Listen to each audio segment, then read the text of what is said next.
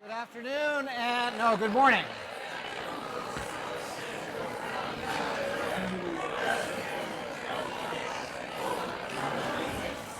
Good morning and welcome back.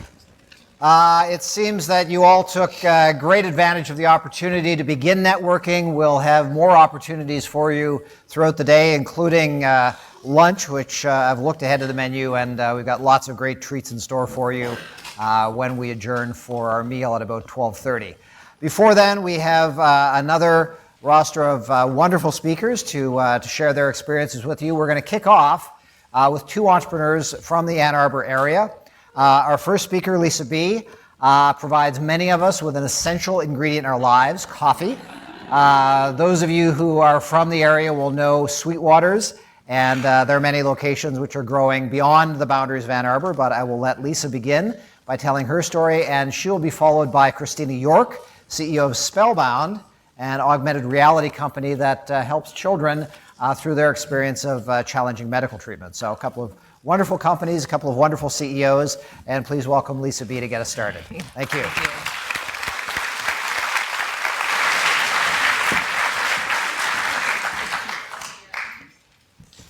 Thank you.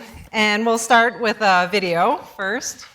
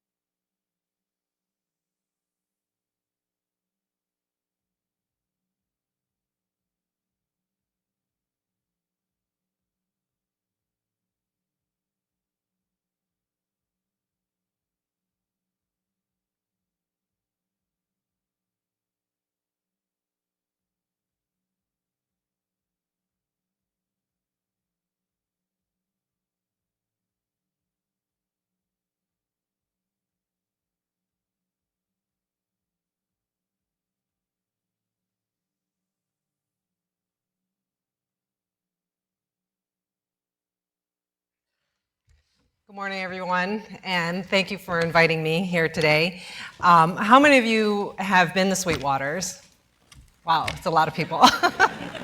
Okay, well, most of you probably not old enough to know when we first started, but my husband, Wei, who's sitting here, we both founded Sweetwaters 25 years ago this year. And it was about 3 years after we graduated from the University of Michigan. There we are, 25 years ago. So, thank you. If you told my 25-year-old self that I'd be standing here today, back in my alma mater, speaking, I wouldn't believe you. If you asked me back then what kind of company culture I was going to create, I'd honestly be wondering what you're talking about. We were very young. We didn't have a traditional business education, and we were mostly worried about waking up and opening the store on time. I had no idea what culture I wanted to create, or even what company culture was, but I did know the reason why we were at our store every day. We were going to we were going to love what we do. We were going to have fun, and we were going to work really, really hard. And we were going to hire and train people who felt the same way as we did.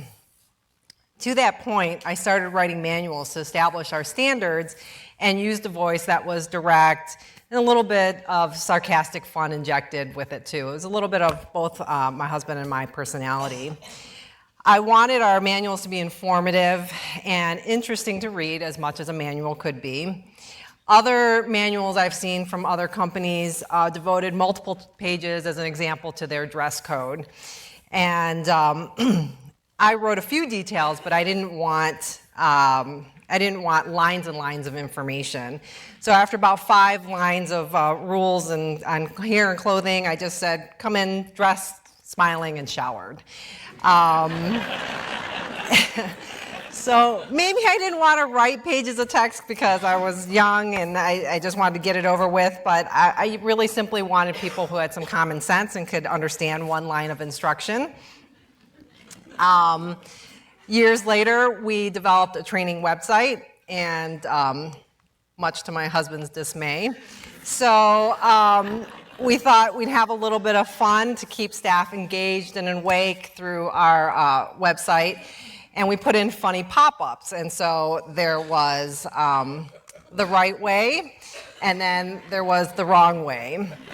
So if you answered a question correctly, the right way popped up, and if you answered it incorrectly, you got buzzed by the wrong way.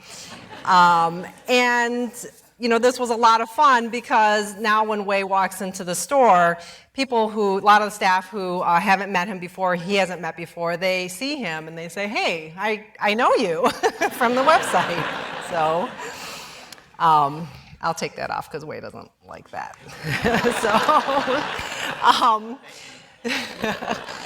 We also, we always encourage our staff's passion for products, and we give our staff a great deal of product knowledge and tools. And when they find something they feel passionate about, we encourage and celebrate that.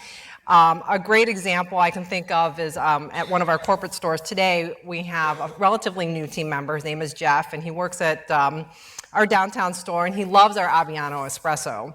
He tells every guest about it, and we know every time he works, we better have enough Abbiano in the store. And it's that kind of passion that we love to attract. Over the years, we built a core management team, and with our team, we have the best time developing products, coming up with marketing campaigns that make us laugh, and seeing the successes of our work through our guests. When we hear our guests loving our products and chuckling while reading our signs or t-shirts, we've succeeded. And that's really our goal. That's what we love to do and see. So here's some examples of some of the signs that we put up, just a few. Today, I really do have a better understanding of what our company's culture is. We love what we do, and we have a passion. Our team is really tight-knit. We help each other, and we don't take ourselves too seriously. We laugh at each other, ourselves, and we simply have fun. We really are committed to making work fun. Work has to make you smile. You have to enjoy the people you're with. And when that happens, culture is contagious. So today, we are on a great growth path. We have over 60 stores that will be opening throughout the United States. And the question came to us is, how do we translate our Sweetwaters culture to a whole new set of people that are one level removed from us, who have staff of their own and are located in a different state? And I think back to the days when we first opened. We hired staff that we enjoyed working with, and we created tools and marketing that expressed our passion and sense of humor. I didn't know back then, but that was the foundation of our culture. And we've taken that same approach with our franchisees, starting with the basics. Franchisee candidates have to be likable, they have to be enjoyable, and even collaborative to work with. They have to have a sense of humor, and they have to have a passion for Sweetwaters. They have to be like-minded at their core for us. But what has been really surprising is how relatively easy it's been to find like-minded franchisees. Our culture has become so strong that perhaps by accident or by trickle-down effect, that it has extended to our branding. I can see how our branding is very reflective of our company's culture now, and our branding is the first thing that our franchisees see. In fact, it's the most often stated reason why candidates are attracted to Sweetwaters. So translating that company's culture has been much easier when it begins with our candidates' initial desire to live it. Once franchisees start working with us, they experience our culture in every aspect of learning about Sweetwaters. So during training, we make training fun. We're laughing, we're cracking up, but at the same time, we're really serious about success. Franchisees work with our marketing team They learn how to showcase the brand in their social media. They learn what works and what's true to our voice. We even train franchisees how to hire people whose personalities fit the Sweetwaters brand. We also make it a point for franchisees to celebrate their own personal passions in their store. So one of their first goals is to create a pre-opening event to benefit a local organization that has personal meaning to them. So we're really not really training franchisees in our culture. They experience it firsthand through our branding, which creates their initial desire to own a Sweetwaters. They live it when interacting with our staff at training, and ultimately they have an internal desire to practice it at their store with their own staff and guests. So today, I definitely have a much better understanding of our culture, how embedded it is in our DNA, and in everyone and everything we do at Sweetwaters. Originally, I thought our culture developed organically, but it really started with the very strategic yet basic goal that Wei and I had, and that was that we wanted to love what we do. Loving what we do has permeated everything Sweetwaters, from our team to our products to our franchisees. So I hope I've given you a little bit of insight into our company's culture and how we've replicated it through our franchisees, and how we give our guests a little bit of reason every day to love their day.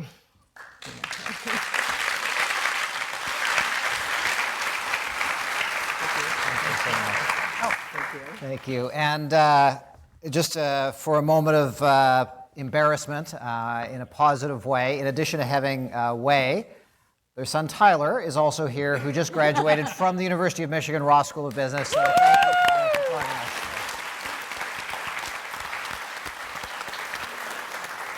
Our next speaker is Christina York. Christina is also an entrepreneur, locally located with a vision to make some difficult things better and easier for children. So I'll let her tell the story. Christina, thank you.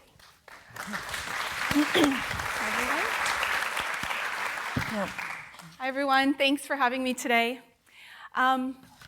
This is going to be a little embarrassing now because I'm following Lisa, but how many people have heard of SpellBound? Like one full hand's worth of people. We're a 2.5-year-old early stage startup company, and if anyone is familiar with the numbers around technology startups, it's astronomical, really, that we've survived this long. But we've been hanging in for 2.5 years. We're based in Ann Arbor. And I'm going to tell you a little bit about what SpellBound does, just to kind of set the context for our culture and some of the challenges we've been facing. So we say we do digital pain and anxiety management. And we use augmented reality technology, which is 3D technology, to reduce the perception of pain and anxiety for children during medical procedures so that hospitals don't have to use restraints or sedation for simple procedures. So anyone who has kids or maybe has worked in a hospital will be familiar with the child on the right, holding children down, using wooden boards with Velcro restraints. This is not a sign of a bad hospital. This is just, how do you force cooperation? How do you get cooperation with a child that doesn't comprehend what's going on, has no control over the situation, but you need to treat them, in some cases urgently. So thinking about that, I wasn't going to tell a story, but I did have an experience with my youngest daughter when she was 3. She put a tree bud in her ear, as 3-year-olds do. And I took her to urgent care thinking they're going to flush it out 10 minutes. When she didn't cooperate, they sent us to the emergency room. And it was there that I was introduced to the papoose board, which was they strapped her down on the wooden board to the Velcro. And then they had 3 technicians try to hold her down while the ENT tried to pull it out of her ear.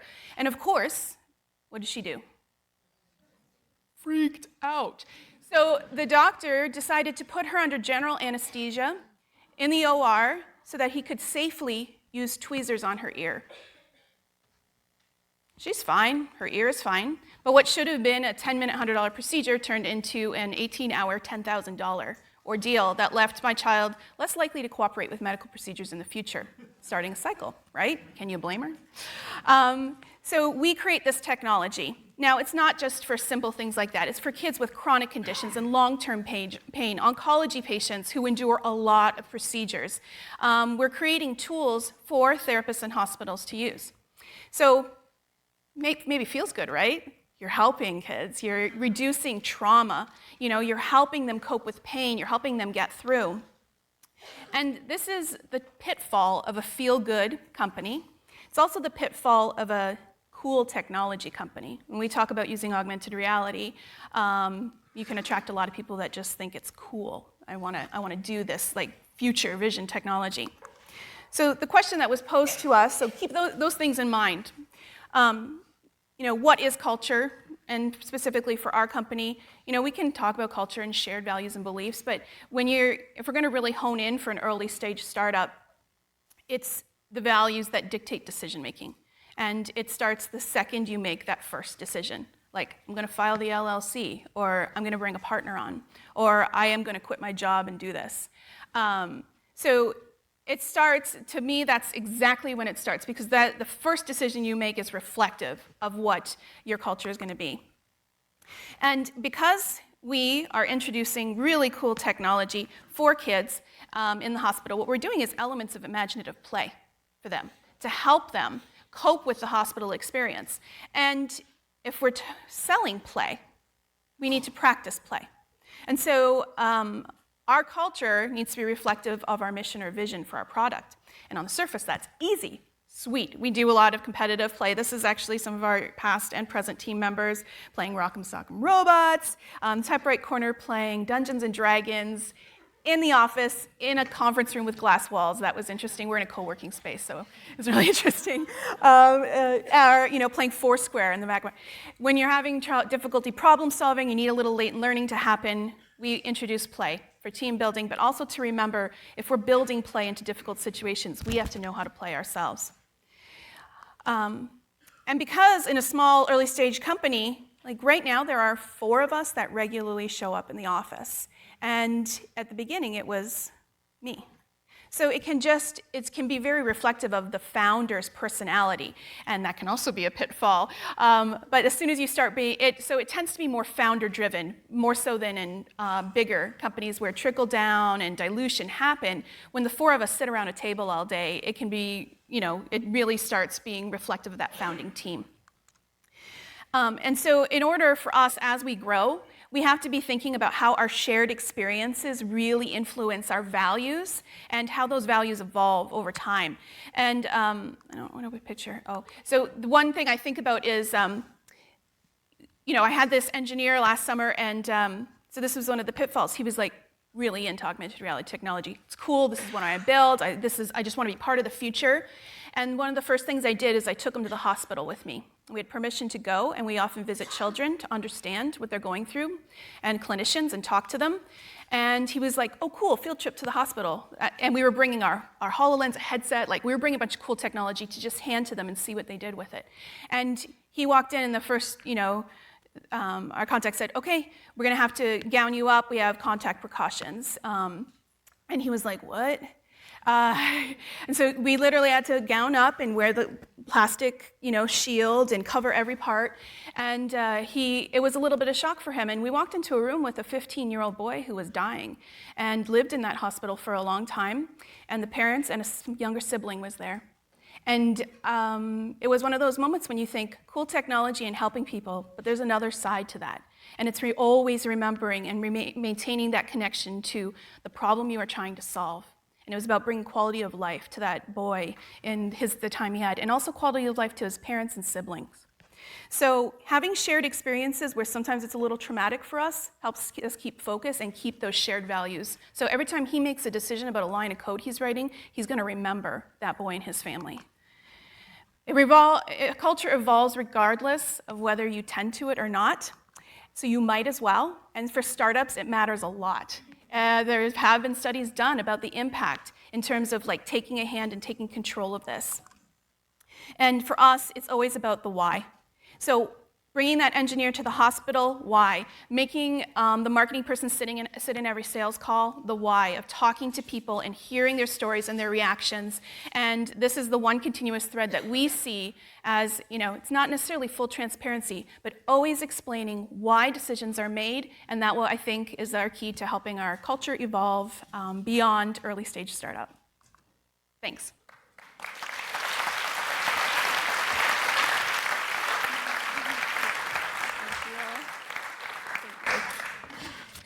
Okay, so we now will have Matthew Neagle come up and talk to us. He is the Chief Revenue Officer of Porch, and he's going to share with us how to make performance reviews a better conversation.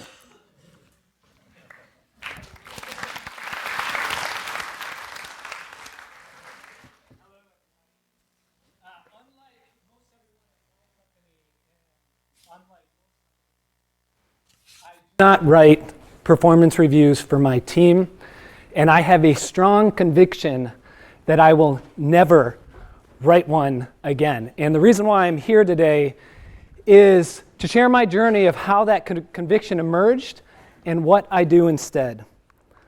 My journey started at Google as a manager. I had large teams. We did quarterly reviews 4 times a year, and by my count, I did over 200 reviews in 3 years at Google. A typical manager with 6 employees doing annual reviews, it would take them 32 years to do 200 reviews.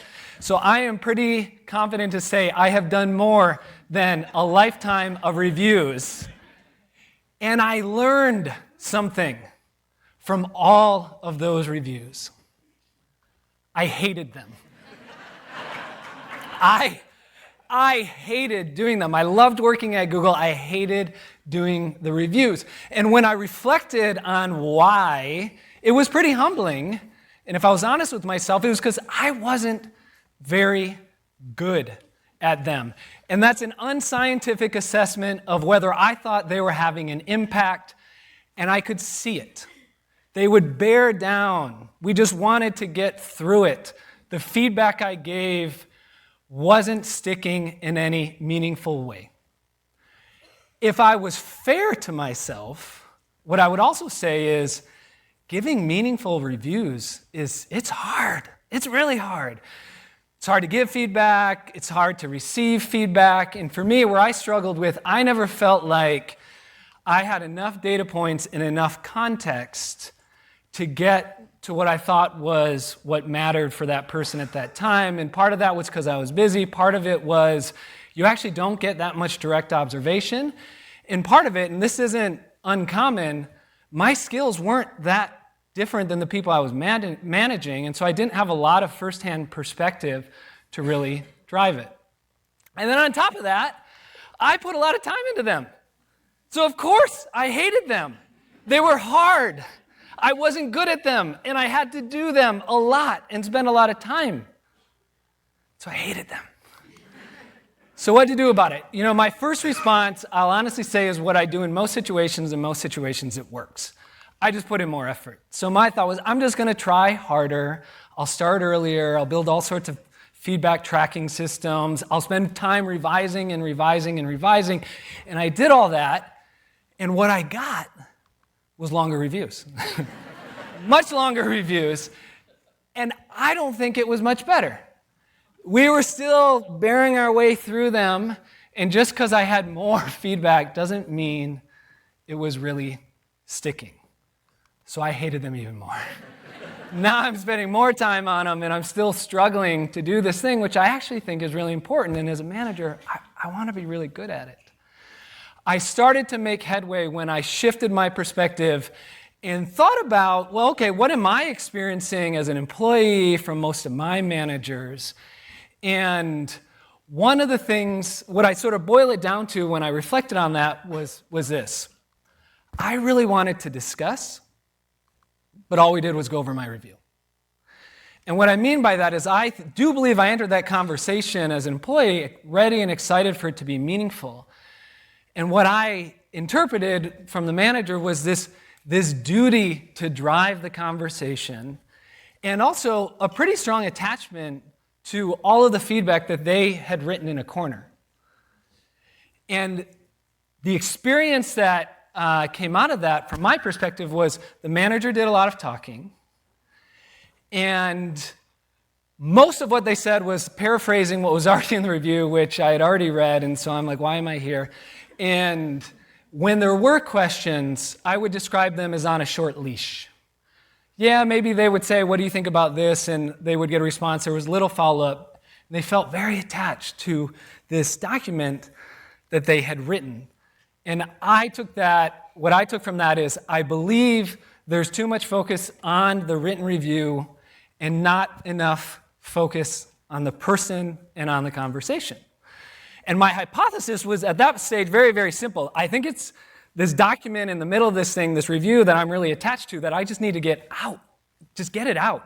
So I set up a test. I withheld the review. I'd walk in, my employee was there, and I would say, hey, listen, I have spent a lot of time thinking about you. I've spent a lot of time writing a review. I'm not going to give it to you because I want to focus on you. I want to listen to you. And I would ask them questions about their review, and I would take it from there.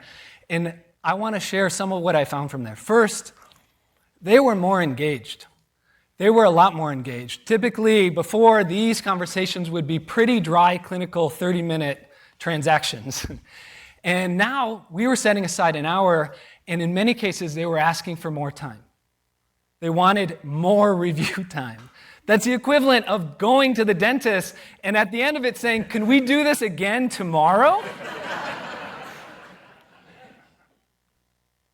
I also learned we could cover 80% of what I had already written. And most of that they would come to on their own. And guess what? People are a lot more open to feedback when they hear it from themselves than when they hear it from somebody else. And that felt like a very powerful force to enter into these very important conversations. And we also broke new ground. There were insights and commitments and perspectives that did not show up in what I had written, that did not show up in what they had written. And oftentimes when I got their perspective mixed in with mine, I realized I was missing something or it was inaccurate. One example here, one of the questions that I relied on a lot at this stage was, just tell me what mattered to you. Okay, we're at the year or quarter, just tell me what mattered. And there was this woman who was a pretty strong performer, and she struggled with actually being proud of anything that she did, and so I pushed on that.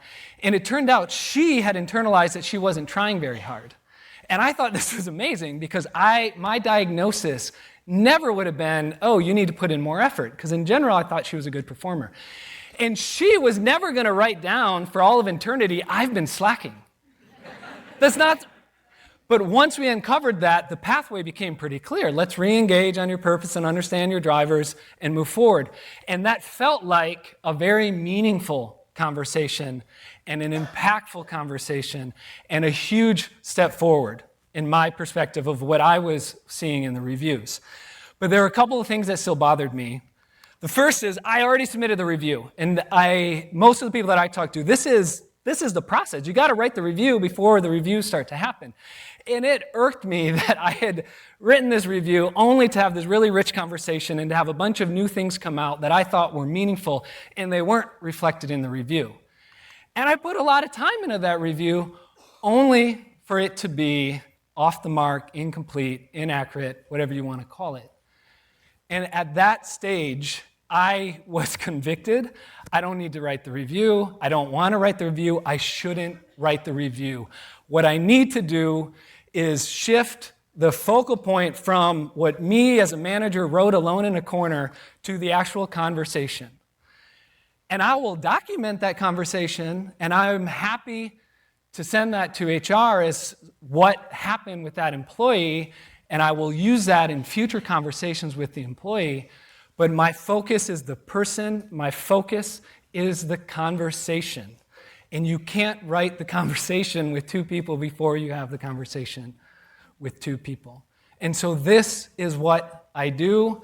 I am now encouraging my team members to do it. I'm working on getting the company to shift to building the process around the conversation, not the written review of the manager. Here are some tips that have worked for me. My mindset, most managers go into, okay, I need to gather a bunch of examples, start writing. No, my preparation is just, what are some inputs that I need to bring to this conversation? What are the questions, the prompts I need to push the employee to reflect on? Here's an example. These are pretty standard goals. There's a training initiative, a new product launch, living a personal goal. These are actual goals from a team member of mine. My preparation is just, okay, this goal on training, I want them to think about it this way. I looked at the goals, I don't see results. I'll probably spend at least 10 to 15 minutes with them, making sure they're clear on their results. He's a manager. He doesn't have any goals for developing his team, so I need to push him to a goal on that. And then it's clear the personal work-life balance is important to him. I need to understand that better. What challenges is he facing? How can I help? Development areas, this person was starting to scale, and little things were starting to drop. I really wanted to use that review to get to a shared diagnosis of what are the drivers that are making it hard for you to scale. And then what do we want to do about them? And that was the focus, a key focus of that particular review. The second is about the tone. And to me, it should feel like it's exciting and important. And if you're not conveying excitement and importance to employees, you're missing out on this conversation. The best way that I show that to my team is I will say, I am excited to have this conversation with you, and I will spend as much time as needed. People will not open up if they feel constrained and if they feel like you actually aren't genuinely interested in what they have to say. And I will sometimes do multiple sessions. There's nothing more I would rather spend my time on. I also set the stage that you are not coming to this review and expect me to be your sage and to tell you every little thing that you're going to need to do to make your career work. You are going to be a key driver. You are going to be active. We're going to work together to get to the right set of perspectives. And then throughout that, since so much is focused on the conversation, the key is listening and watching for the things that matter. And for me, those are three things. One is, if you have alignment on perspective, you're probably pretty close to the truth. Go ahead and log that. If you have misalignment on a perception of what's going on, figure out why. There's probably something there. Emotion. If you sense excitement, build on that. Can you turn that into something that they walk away with and keep building on? If they're defensive, why are they defensive? There's probably something that's blocking them that you need to get to. Commitments. What will happen? I guarantee you, when you start asking them questions, they will start to realize there is a difference, a dissonance between the things that they should be doing and they want to be doing and they are. And as soon as you sense that, you engage their integrity and you say, okay, what are you going to do about it? And you get that into the document, and that becomes meaningful. In this example, in terms of the drivers, why this person was having trouble scaling, we had three conclusions. One was there was an unclear strategy that made it hard for him to feel fully engaged in everything. That's actually on me. I left with a commitment to help resolve that with him. He was doing a lot of the heavy lifting. What did that tell us? He's not delegating well. His team is probably too junior. And we spent a lot of our review, how are we going to get more delegation? What do you need to do to up-level your team? The third thing was, he was actually letting some of these smaller things drop because he was focused on the big things that mattered. And I wanted him to leave that review knowing, I want you to keep doing that. And if some of those little things are dropping, that may be okay. Let's just talk about it. Right now, we're not talking about it. And I felt like that was a pretty spot-on diagnosis of what was going on with him that we were aligned on, and from there, we could decide what we wanted to do. So that is the main thing that I do, and it's simple at its core. It's shifting from feeling like as a manager I have to go in a corner and write this beautiful review to focusing on the person, focusing on the conversation, focusing on listening, focusing on learning. I like it much better. I do not hate it. And some of the key reasons why I think it's more meaningful when you engage the employee and when you can drive commitments, real meaningful commitments coming out of that. I think you get closer to the truth. I think you get closer to what matters, especially when both of you are sharing your perspectives and learning from one another. And this is what's most important to me. I think it's easier.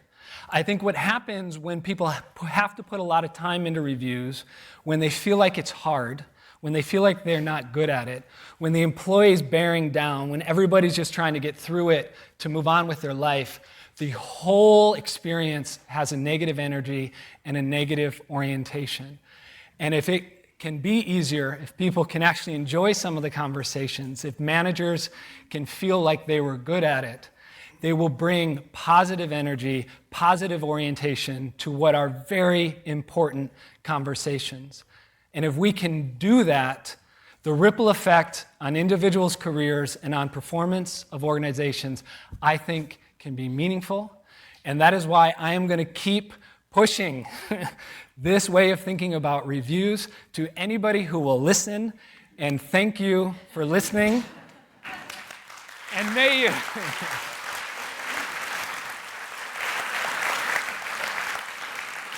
And may you never write another review again.